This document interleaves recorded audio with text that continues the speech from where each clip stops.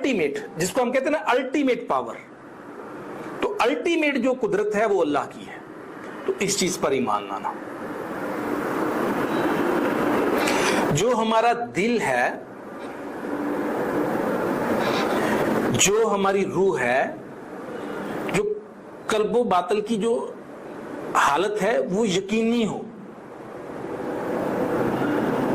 हम यकीन रखें, हम माने, हम तस्दीक करें।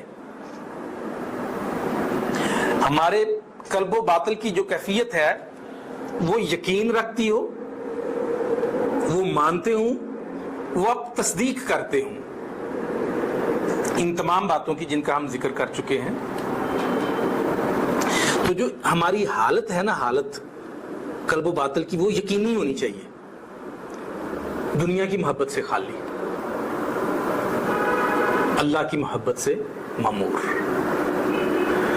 जब हमारे कल्बो बातल की हालत यकीनी हो जाती है, दुनिया की मोहब्बत से खाली हो जाती है, अल्लाह की मोहब्बत से मामूर हो जाती है, तो हम ईमान के दर्जे में दाखिल हो जाते हैं। जो ईमान है, जो हमारे अकायद हैं, उसके असूल हैं, उसके ज़राए हैं। वो जो असूल और ज़राए हैं वो हमने कहाँ से अख़ज़ करने हैं? वो हमने कुरान और सुन्नत से अख़ज़ करने हैं।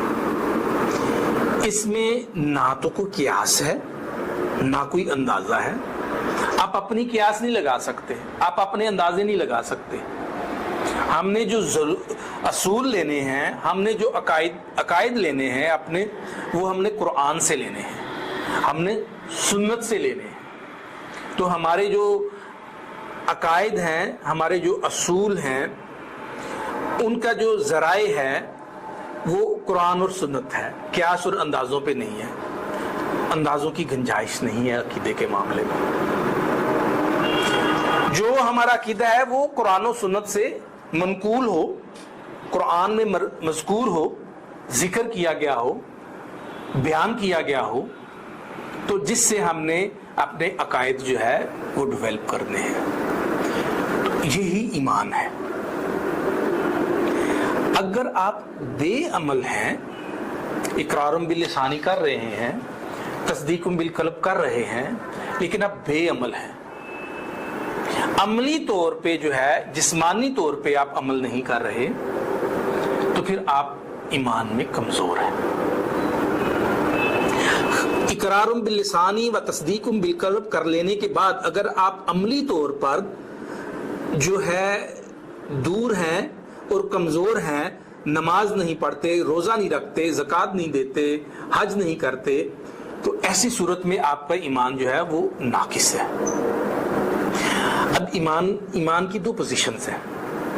एक तो ईमान तहकीकी है, एक ईमान तकलीदी है।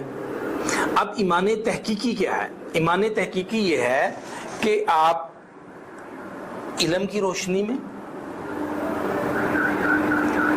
दलाइल के साथ साबित कर सके कि ये अकायद जो हैं इस तरह से दुरुस्त हैं।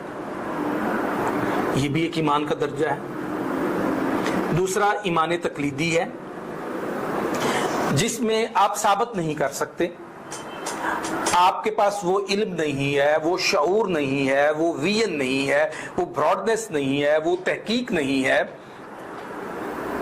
कि आप अपने अकायद को, आप अपने असूल को, आप अपनी बातों को दलील से साबित कर सकें। लेकिन आप तकलीद करते हैं कुरान की, आप तकलीद करते हैं सुन्नत की, तो ये तकलीदी ईमान है। दोनों ईमान के दर्जे हैं, दोनों दुरुस्त हैं। तहकीकी ईमान का दर्जा जरा थोड़ा बेहतर है, उसमें आप इल्म हासिल कर रहे हैं, तालबुल इल्म फरीज़त अला कुल्ली मुस्लिम व मुस्लिमा,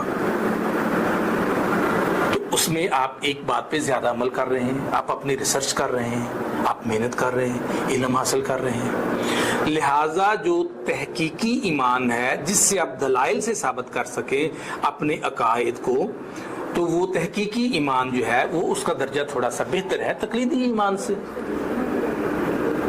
तो ईमान की जो ज़रूरियात हैं, जिसमें जो दीन की ज़रूरियात हैं, जिसमें तौहीद है, फरिश्तों पर ईमान है, किताबों पर ईमान है, اور آپ کا آخرت پر ایمان ہے، تو یہ آپ کا تقدیر پہ ایمان ہے، ارکان اسلام پہ ایمان ہے، آپ اس کی تصدیق کرتے ہیں، اس پہ ایمان لاتے ہیں، یہی ایمان ہے۔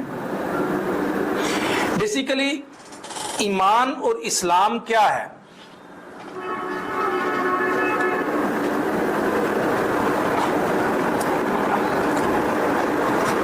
ایمان تصدیق ہے، ایمان تصدیق ہے، یقین ہے، اور اسلام اتباع ہے،